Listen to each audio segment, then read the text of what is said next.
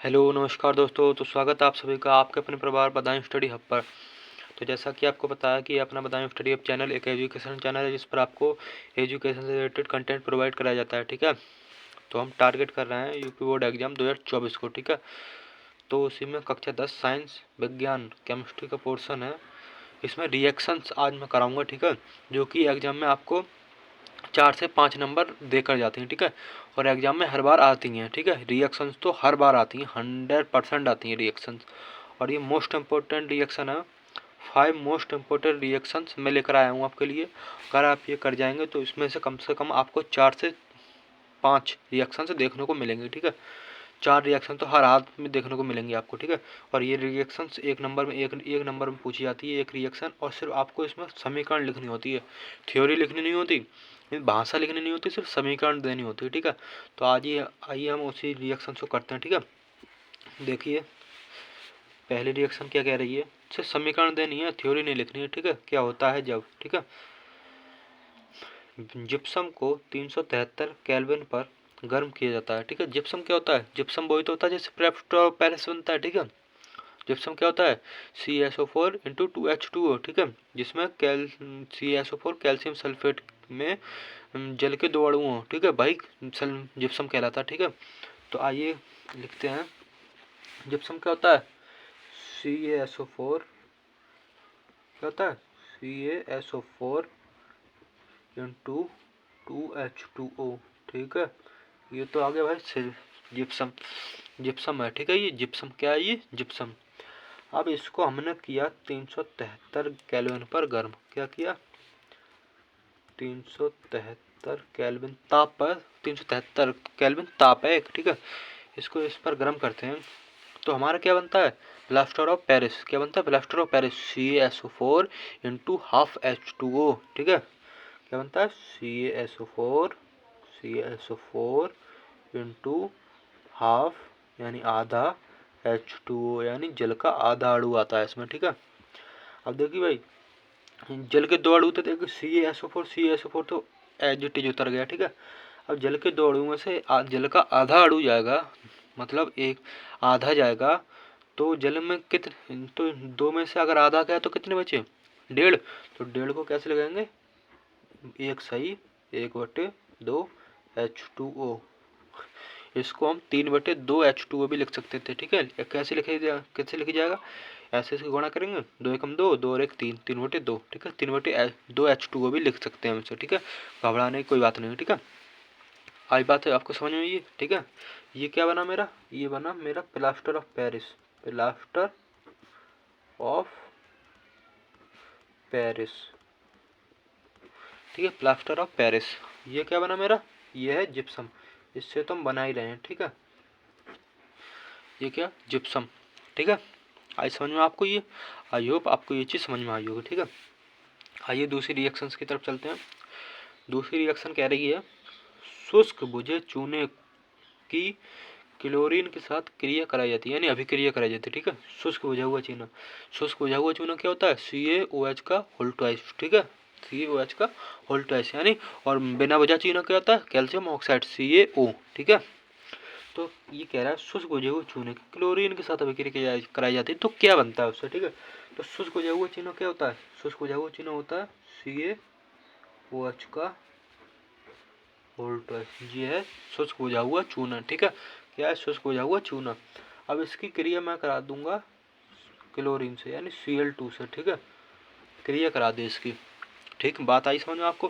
फिर ये क्या बनाएगा, जब तुम शुष्क बुझे हुए चूने की क्लोरीन के साथ अभिक्रिया कराते हैं तो बनता है विरंजक चूर्ण यानी ब्लीचिंग पाउडर। ब्लीचिंग पाउडर जो होता है वो, जैसे हम ब्लीच करते हैं ना अपने चेहरे को, भाई होता है ब्लीचिंग पाउडर। तो इसकी बुझे चूने की और क्लोरीन की अभिक्रिया कराएंगे तो बनेगा ब्लीचिंग पाउडर। क्या होता है ब्लीचिंग पाउडर का रासायनिक अणुसूत्र, CaOCl2। ठीक, कैल्शियम ऑक्सीक्लोराइड, इसका नाम क्या है, कैल्शियम ऑक्सीक्लोराइड। ठीक है, और क्या बनेगा भाई, अब इस यहाँ पर क्या बचा, अब यहाँ पर सिर्फ जल बचेगा। ठीक है, Ca देखो यहाँ पर 2 O थे। ठीक है, Ca तो एक ही है, लेकिन इसमें 2H और 2 O हैं। ठीक है, तो एक O तो निकल गया बाहर, तो इसमें क्या बचा, एक O और 2H, और Cl2 ही आ गया, तो एक O और 2H मिलकर क्या बनाएंगे, जल। अपना क्या बनाएंगे, जल। ठीक है, बन गया ये जल। ठीक है, आई बात आपको समझ में, आई होप आपको ये चीज़ समझ में आई होगी। ठीक है, शुष्क बुझे हुए चूने की क्लोरीन के साथ अभिक्रिया करेंगे तो कैल्शियम ऑक्सीक्लोराइड यानी ये बनेगा हमारा व्यंजक चूर्ण यानी ब्लीचिंग पाउडर। क्या बनेगा, ब्लीचिंग पाउडर, व्यंजक चूर्ण। ठीक, आई बात समझ में आपको ये। ठीक है, आइए देखते हैं अगली रिएक्शन क्या कह रही है। बिना बुझे चूने को जल में डाला जाता है। देखिए, बिना बुझा चूना होगा तो जल में डालेंगे तो क्या होगा, बुझ जाएगा भाई, सीधी सी बात है। ठीक है, तो क्या, अब देखिए रिएक्शन क्या होती है। बिना बुझे के चूने का अणु सूत्र क्या होता है, CaO, कैल्शियम ऑक्साइड। ठीक है, अब ये है। ठीक है, अब इसकी मैंने क्या कराई, जल से अभिक्रिया कराई यानी जल में डाल दिया ये। ठीक है, तो क्या बनेगा, ये बुझ जाएगा चूना। ठीक है, बुझे चूने की क्या सूत्र होता है, CaOH का होल ट्वाइस। अब यहाँ पर क्या बचा, यहाँ कुछ नहीं बचा, लेकिन एक चीज़ बची यहाँ पर। यहाँ तो वैसे तो कुछ नहीं बचा, देखिए Ca और एक O और 2H होल ट्वाइस हो गया। ठीक है, इसमें एक चीज़ बची, क्या बची, आप दिमाग लगाइए। एक चीज़ ये बची यहाँ पर, क्योंकि ये बिना बुझा चूना है तो बिना बुझे चूने में क्या होती है, आग यानी ऊष्मा ज़्यादा होती है। जब उसे पानी में डाला जाएगा तो उसमें से ऊष्मा निकल जाएगी, उसमें से उसकी आग निकल जाएगी। तो फिर क्या निकल जाएगी यहाँ पर, ऊष्मा। क्या निकल जाएगी, ऊष्मा। ठीक है, लिख लीजिएगा आप ऐसा। ठीक है, आई रिएक्शन आपको ये समझ में। ठीक है, आई होप आपको ये चीज़ समझ में आई होगी। ठीक है, अगर नहीं समझ में आई हो तो वीडियो को पॉज करके दोबारा देखना। ठीक है, आइए दूसरी रिएक्शन देखते हैं। अगली 5 रिएक्शन है मोस्ट इंपॉर्टेंट। ये रिएक्शन आपके एग्जाम में, इनमें से कम 3-4 रिएक्शन तो आपको देखने को मिलेंगी। ठीक है, आइए अगली रिएक्शन देखते हैं क्या कह रही है। जिंक धातु को कॉपर सल्फेट के विलयन में डाला जाता है।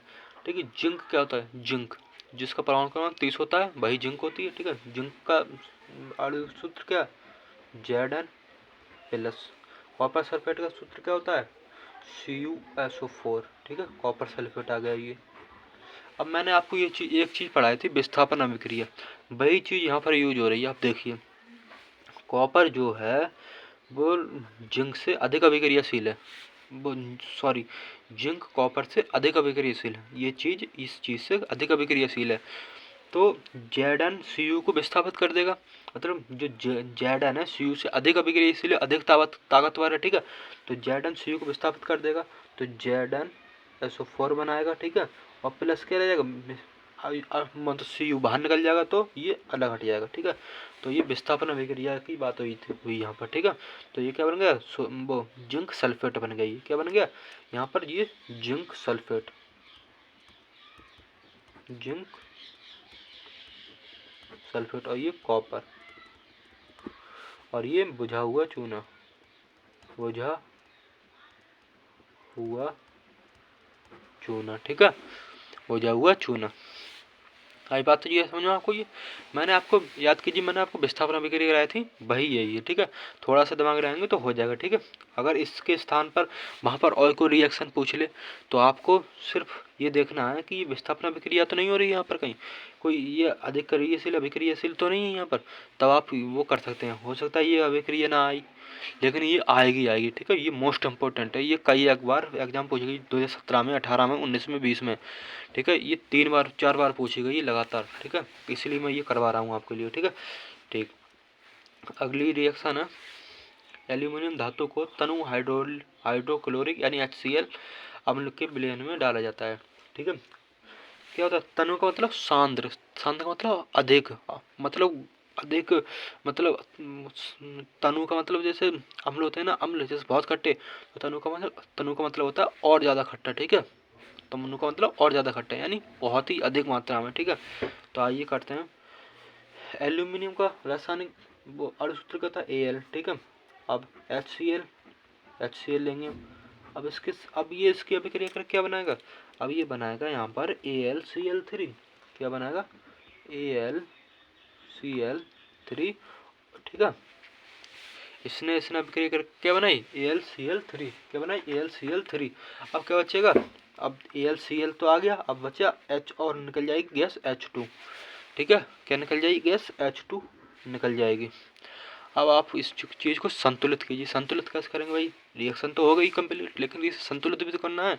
देखिए संतुलित कैसे करेंगे, देखिए यहाँ पर Cl कितनी है 3 और यहाँ पर कितनी है Cl 1। तो यहाँ पर क्या करना पड़ेगा हमें, देखिए अगर मैं यहाँ पर 3 लगा देता हूँ तो यहाँ पर H3 होंगे, लेकिन यहाँ पर बात बन नहीं रही है, ठीक है। तो यहाँ पर 2 H है, ठीक है। तो मैं यहाँ पर अगर कर दूँ, अगर मैं यहाँ पर कर देता हूँ 6, ठीक है, 6 कर देता हूँ और यहाँ पर कर देता हूँ मैं 2, ठीक है। तो H और यहाँ पर देखिए Cl तो बराबर हो गई, Cl 2 3 6, 6 तो Cl बराबर हो गई, लेकिन Al 2 हो गई, तो यहाँ पर 2 लगा दूंगा मैं, ठीक है। अब भी बात नहीं बनी, लेकिन H कितने हैं 6, यहाँ पर कितने हैं 2, तो यहाँ पर 3 से गुणा कर देंगे, ठीक है। ये हो गई संतुलित, ठीक है। आई होप आपको ये चीज़ समझ में आई होगी। मैंने बहुत ही साधारण भाषा में बहुत ही सरलता से आपको समझाने की कोशिश की है। अगर वीडियो पसंद है वीडियो को लाइक करें, चैनल पर नए चैनल सब्सक्राइब कर लें। हमारे चैनल का नाम है बदायूं स्टडी हब, ठीक है, जो कि एक एजुकेशनल चैनल है जिस पर हम यूपी बोर्ड एग्जाम 2024 को टारगेट कर रहे हैं। हर बच्चे के अच्छे से अच्छे नंबर आए, ठीक है। तो ये आपके स्क्रीनशॉट ले सकते हैं आप इसका।